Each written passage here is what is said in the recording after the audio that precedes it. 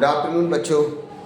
तो आज मैं आपके लिए वीडियो लेके आया हूँ कि जिससे मैं अपने एक्सपीरियंस को आपको बता सकूँ कि मैंने इंग्लिश कैसे सीखी और कुछ ट्रिक्स आपको बता सकूँ। And those tricks will definitely help you to learn English language. You will learn English language thoroughly. When I say thoroughly means you can learn speaking, writing, reading, all kind of aspect of language. Okay, so as far as my learning is concerned, I started learning through reading and through writing and through reading grammar books and novels, vocabulary. These were some important aspect for me. I did not actually approach any particular teacher or coaching or any course. I just as a learner, I just go through the reading, vocabulary learning, all these things I did. I exposed myself to the atmosphere of English language, and all these aspects actually helped me in learning English. So आज मैं कुछ ऐसी ही important tricks बता सकता हूँ जो आपको definitely English learning में हेल्प करेंगी. चलिए तो स्टार्ट करते हैं. Before starting I want you to please subscribe to my channel so that you can get such interesting video on your phone. And please, I request you to turn on your notification icon so that you can get the notification of my videos, and keep sharing my videos to as many people as possible, because your kind support helps me, motivates me to make such videos. And I have so many things to share with you, and all these things actually keeps me encouraging so that I can be with you. Okay, so start करते हैं. तो बच्चों, English सीखने के लिए हमें क्या क्या करना चाहिए, जो मैं आपको अपने खुद के एक्सपीरियंस से बता रहा हूँ. And today I speak as you can hear me speak English fluently with correct pronunciation, with such an Indian accent that you would definitely like to listen to me. And to learn English speaking just like mine, or to learn reading, writing, everything else. If you want all these things, then what all the steps that you should follow, which I am going to obviously tell you. So English सीखने के लिए जो सबसे पहले तो तुम्हारे you have to determine yourself. भाई सबसे पहले तो डिटर्मिन हो जाओ, रेजोल्यूट हो जाओ दैट इंग्लिश सीख के ही छोड़ेंगे. Learn English then leave. Okay, तो लर्निंग को पहले अपना एक तरीके से बोलूँ तो you just resolute yourself, determine as yourself, you will not leave in the middle. Okay, तो पहली चीज़ तो ये कर लीजिए कि हमें बस सीखना ही है in what ever way it comes. Okay, the second thing that comes on, जो ज़्यादा इम्पॉर्टेंट है.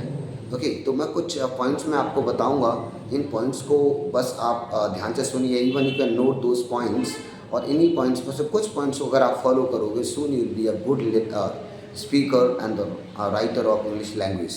तो पहला स्टेप ये है, after taking a determination, you have just determined yourself. उसके बाद पहला स्टेप यही है कि आप इंग्लिश एटमॉस्फेयर क्रिएट करिए around you. Create an English atmosphere around you. Not so much so much blossoming, so much surprising and amazing कि English atmosphere आप लोग कैसे क्रिएट करोगे, because you live in Hindi atmosphere और you do not live in English atmosphere. Most of the time people around you speak any other language, the language you live in, the linguistic atmosphere you live in, whether Hindi or any other Indian language. तो फिर English atmosphere create कैसे करें? तो देखो बड़ा simple सा है. आपको इंग्लिश जो लैंग्वेज हम लोग सीखते हैं, language is not learned by your tongue. Okay, language is not learned by your ears, it is learned by your brain. Okay, हमारा कभी भी ध्यान रखना, कभी भी याद रखो कि हमें जो भाषा हम जो सीखते हैं वो हमारी टंग या हमारे कान नहीं सीखते, हमारा ब्रेन सीखता है. तो जब when I say that create an atmosphere of English language, आपको अपनी टंग और ईयर के लिए एटमॉस्फेयर क्रिएट नहीं करना. You do not want so many people around you speak English. You do not want actually people who speak English to you so that you can hear. Okay, आपको अपने दिमाग को English का atmosphere देना है. वो कैसे दे सकते हो? उसके लिए क्या करिए, listen to as much English as possible. How can you do this?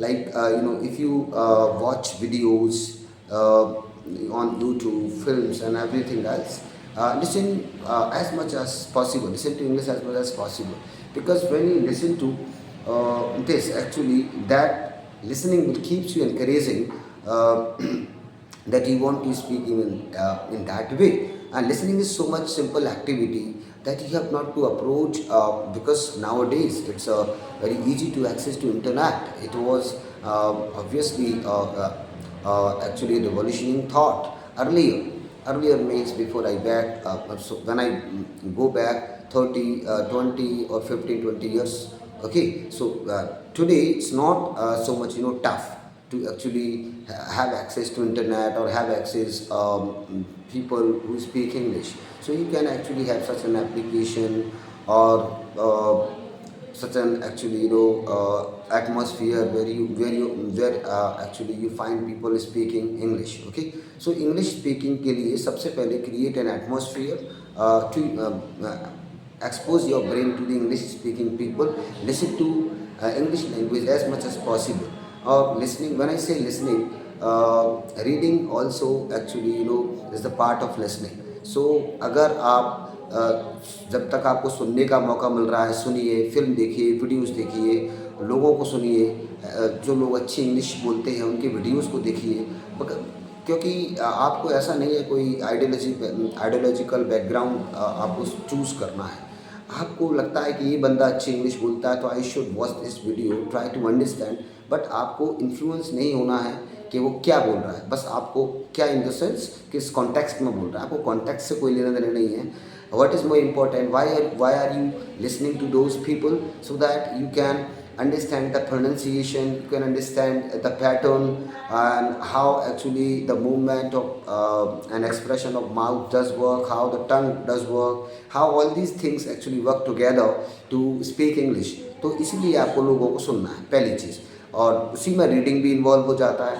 सो जैसे आप रीड करते ही हो, whatever you want to read, like if you like to read stories, obviously it's a fast moving world, so I don't think so people like to read books nowadays, especially in this era. So if you do not want to read book, read actually blogs, so read everything in English.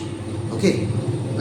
And if you are from English medium background, so it becomes so much easier. Study your books which are in English medium. So when you read those books continuously, just mark the patterns through which the sentence is written, and mark actually the grammatical words, grammatical structures, make your patterns, and mark the tough words, the word which are so much common to speak. Okay, so सबसे पहले अपने brain और अपने कानों को exposure दीजिए। दूसरा step है कि आप इंग्लिश लैंग्वेज को बोलने की कोशिश करिए। Sometime actually we know English and we know how to speak little bit, but we fear of speaking, we fear of what actually people say about you when you speak, we fear of actually people despising you, criticizing you for speaking wrong English. No, आपको इन सब चीज़ों से डरना नहीं है, because मैंने क्या कहा कि लोग जब तक हमारा क्रिटिसिज्म करते हैं, जब तक बुराइयां करते हैं, जब तक एक्चुअली वो जब तक वो आपसे थोड़े से जेलस हैं, वो आपको डिस्करेज करना चाहते हैं, वो नहीं चाहते कि आप इंग्लिश बोलना सीखें, क्योंकि उन्हें लगता है कि अगर आप इंग्लिश बोलना सीख गए तो फिर वो मजाक किसका उड़ाएंगे। सो इसीलिए let the people say whatever they are saying, do not care for them, because you are not doing anything bad. Means we must have the fear of the society and people, but when we do something wrong, when we are doing something right, something that actually motivates other people, that is important for your life, when you do all these things, why should we have the fear of? So we have not to fear of anything, anyone, any person in this world when we do something good. So try to speak as much as possible in your group, make your, और if it is possible आप एक group भी बना सकते हो of your friend circle by encouraging your friends कि भैया चलो अपन थोड़ा सा आपस में थोड़ी बहुत इंग्लिश बोलें, 1 घंटे 2 घंटे, if you practice that much. We are very good at Hindi because we have been speaking it since we started speaking, okay. But English हमने कभी बोली ही नहीं है, we have never tried, we have never heard, so English आएगी कहाँ से? So language comes through the practice, and how does do we get that practice? By speaking and by listening to the people, okay. सो एक create एक atmosphere करिए। ये कुछ ऐसे steps हैं, 2 स्टेप्स जो आप खुद से कर सकते हैं। अब तीसरा स्टेप्स है, अगर आप लाइक जैसे कुछ लोग का मानना है कि इंग्लिश ग्रामर आना बहुत ज़रूरी है। I don't think so. English grammar is must to speak English, okay. So people who live in English speaking world, they do not learn, they do not know anything about grammar, still they speak very good English. The way we do not learn Hindi grammar, but we speak very good Hindi. Why? We are very much excellent in Hindi. Why? Because I don't think so. Grammar is important. So avoid grammar. Do not go after grammatical things. Okay? Do not refer to any grammar book until you actually prepare for any competitive exam where grammar is important. Until that point, I don't think so. You need to learn grammar. So it's better to actually avoid grammar. सो फिर कैसे सीखें भाई इस English में pattern sentence कैसे बनाएं हम जब ग्रामर ही नहीं आती? तो इसके लिए अगली स्टेप है कि आप सीधा सेंस के थ्रू जाएं, मतलब सिचुएशंस के अकॉर्डिंग। हम जो लैंग्वेज बोलते हैं ना बच्चों, आपने कभी भी सोचा है कि हम जब हिंदी में बोलते हैं, व्हेन वी स्पीक हिंदी, तो ग्रामेटिकल पैटर्न्स के बारे में हमने we have never thought, I don't think so you think a particular pattern of vocabulary when you speak in Hindi. Similarly, when we speak English, we do not actually require any English language pattern, sentence pattern and all that stuff. What is more important? The situation. So मेरा मानना है, और ये सही बात, it's true that कि आप जब भी कोई भाषा बोलते हो, इंग्लिश भी अगर आप बोलोगे तो सिचुएशंस के अकॉर्डिंग बोलते हो। जैसे मैं एग्जांपल बताता हूँ, जैसे आप अगर किसी पार्टी में जाते हो, सो पार्टी इज़ गोइंग ऑन, सो आप वहाँ जाके ये नहीं सोचोगे कि अब मुझे इस पार्टी में क्या वर्ड बोलना है, किस तरह की वोकैबुलरी बोलना है, what should be the pattern. तो आप उसकी जगह पर किस तरीके से बोलो, सिचुएशन को समझ के कुछ इंपॉर्टेंट सेंटेंसेस होते हैं, फ्रेजेस होते हैं, उनको एक्चुअली प्रैक्टिस करो। जैसे अगर आप पार्टी में गए तो आपको कैसे बोलना है, it's great day today and everyone is enjoying, इस तरह के, it's enjoyable place, okay, so it's a bright day, इस तरह की चीज़ें like I am enjoying. And खाने के बारे में बोल सकते हैं, the food is palatable and delicious. कुछ इंपॉर्टेंट फ्रेजेस, सिचुएशंस के अकॉर्डिंग आप फ्रेजेस और इडियम्स को सीखो। अच्छा, ये भी आप कैसे सीखोगे? एक अच्छी सी कोचिंग ज्वाइन करके, ओके। मतलब मेरा आपसे ये कहना है कि एक अच्छी सी कोचिंग आप ज्वाइन करिए, where you can learn all these phrases, okay. तो आपको फ्रेजेस को सीखने के लिए you have not to spend the year, the months, okay. I think a month or two actually are enough of actually sufficient data or sufficient things that you want to speak English. तो वहाँ पर मतलब उस coaching पर आप ज़्यादा से ज़्यादा जो आपको स्पीकिंग सिखा रहा है वो बंदा, what will he teach you? He'll teach you only the phrases, the actually situational sentences. उन सेंटेंस को जब हम कंटिन्यूसली बोलेंगे, they will actually get adopted to our tongue. धीरे धीरे जब हम कंटिन्यूसली उन चीज़ों को बोलते हैं, कंटिन्यूसली सुनते हैं, धीरे धीरे हमारे मुंह पर आ जाते हैं। जैसे अब तुमने तो इंग्लिश बिल्कुल भी नहीं सीखी होगी, तब भी कुछ चीज़ें हम इंग्लिश में बोलते हैं ना, बोलते हैं कि नहीं बोलते? जैसे my brother is a doctor, तो ये सेंटेंस आपके लिए बोलना ईजी है क्योंकि you have been hearing this particular phrase for the long time. So when we hear and when we speak sentences into phrases और in a sentence in a pattern, तो हमारे लिए बोलना और लिखना ईजी हो जाता है। तो आप वर्ड टू वर्ड सीखने की बजाय पैटर्न और सेंटेंसेस में चीज़ें बोलिए तो आपके लिए ईजी हो जाता है। जैसे आई एम सॉरी तो आप बोल ही लेते हो ना। अब आई एम सॉरी आपने किसने सिखाया आपको कि आई बोलो, एम बोलो, सॉरी बोलो? Nobody did it. तो आई एम सॉरी आप लोगों ने सुना and then you started speaking.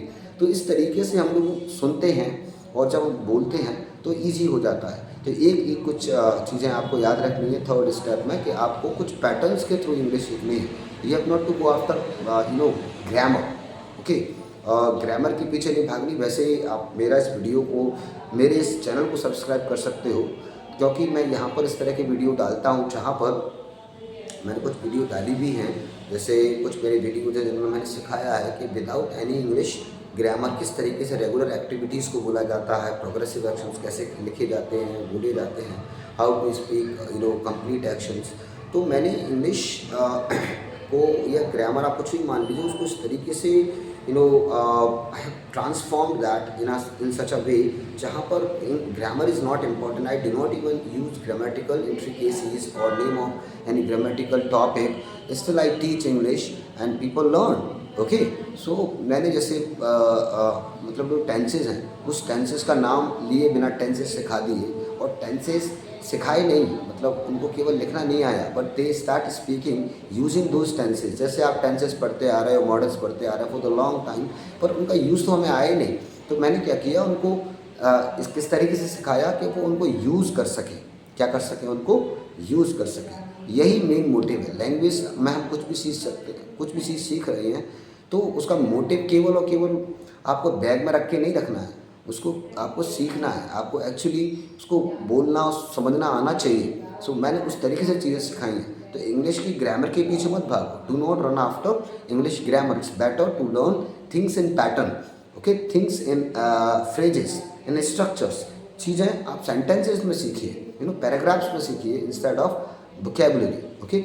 और अब अगला एक दिक्कत आता है कि सर हमें इंग्लिश चलो ठीक है हम पैटर्न सीख गए, सब सीख गए, लेकिन वोकैबुलरी कैसे आएगा। ऐसा ही as I actually have told you earlier, each and every problem has one remedy, and that is listening and speaking, okay. As I told you earlier, expose yourself to the English actually world, through books, through listening, through access to those video where people speak English. So when the more you have the exposure of yourself to a English speaking world, to an English speaking world, the better you be the speaker, okay. So इन सब चीज़ों को ध्यान रखिएगा, क्योंकि grammar तो हम बचपन से सीखते आ रहे हैं, बताइए आप नहीं सीख रहे हैं क्या? You have been learning grammar, tenses, modals, conjunction, prepositions, all these topics since class 3rd or 4th. You have been learning all these things, but are they usable? Are they helping you out in any way? No, they are not helping you out. I mean to say, the way you learned them, they are not helping out. आप सीखो, but उनको उस तरीके से सीखो कि आप उनको यूज़ कर सको। तो ये कुछ इंपॉर्टेंट स्टेप्स थे। तो मैंने पहला स्टेप बताया कि आप अपने दिमाग को, अपने ब्रेन को एक्सपोजर दीजिए, क्योंकि लैंग्वेज आपका ब्रेन सीखता है, आपका टंग, आपका ईयर लैंग्वेज नहीं सीखता। आपके ब्रेन के अंदर है, आपका ब्रेन कुछ एक प्रोसेसर की तरह है, कंप्यूटर में जैसे प्रोसेसर होता है। सो इट एक्चुअली लर्न और it processes on language, okay. So आपके ब्रेन में जब आपका ब्रेन हैबिचुअल हो जाएगा in actually linguistic term का, so automatically those things will come out in English। पहली चीज़ ये करना है।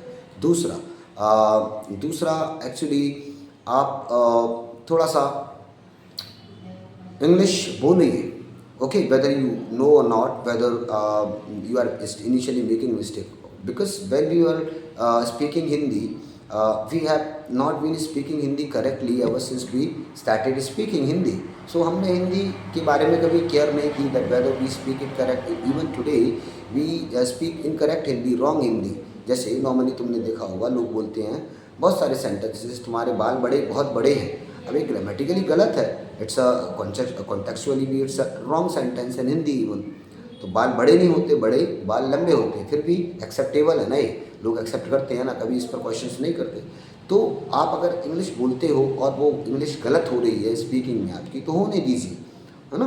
तो nobody is going to give any damn care कि आप इंग्लिश सही बोलते हो गलत बोलते हो, आप ट्राई करिए। तीसरा, make your group, make your friends group. I am not saying that कि आप किसी भी रैंडम को उठा के अपना दोस्त बना के उसको ग्रुप, आप just get such a group of friends which are interested to learn, because you can not make any random friend